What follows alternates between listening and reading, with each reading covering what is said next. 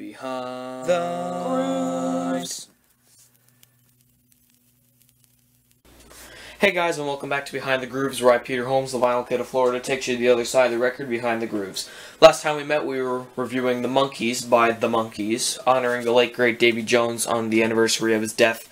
But today we're reviewing something a little bit different. It's by one of the inspirations for The Monkees, a member of the Beatles, and it's the John Lennon collection. I can honestly say I do not know a lot about this exact pressing. I don't know if it's a reissue or not. But what I can tell you is that it was released after John passed away, so this is a posthumous compilation.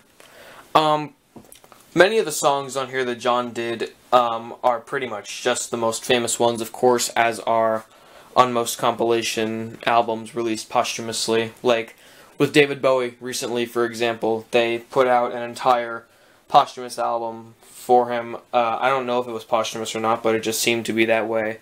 When they put out the Best of Bowie album, and they had all the big hits on there. They had Space Oddity, and Modern Love, and We Could Be Heroes, and For God's Sake, Let's Dance. But anyway, this isn't about David Bowie, this is about John Lennon.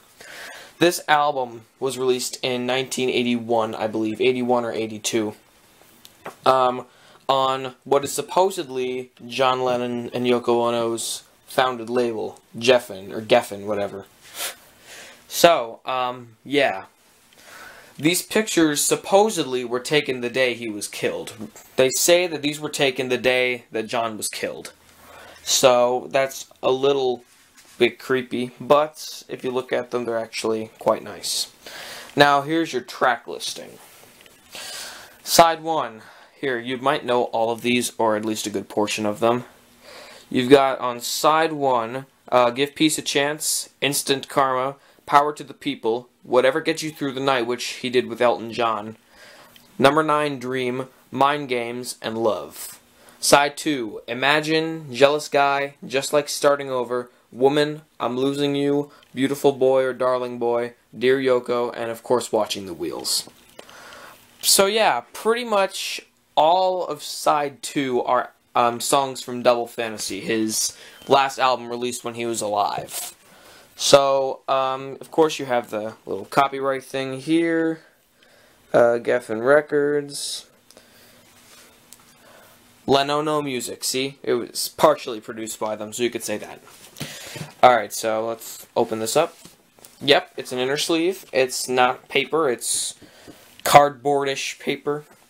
They got all the lyrics here, and on the back side, I think this was the cover to the War Is Over single, or I think.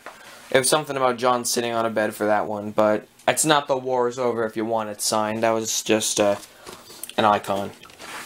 Okay. So,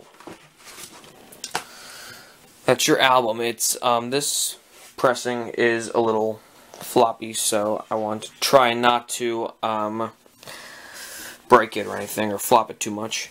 Side 1 and side 2. You can just turn it over.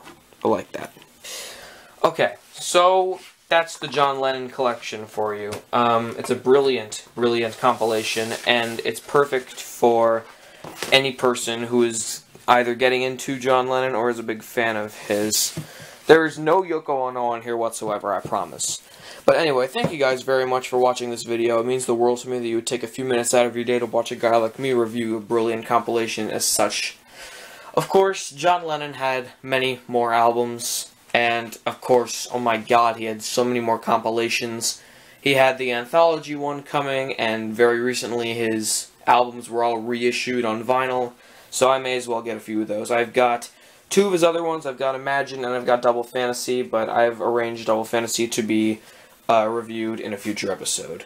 This is Peter Scott Holmes, the Vinyl Kid of Florida, signing out with peace and love and a possibly original pressing of the John Lennon collection from 1981 on Geffen Records. Peace and love.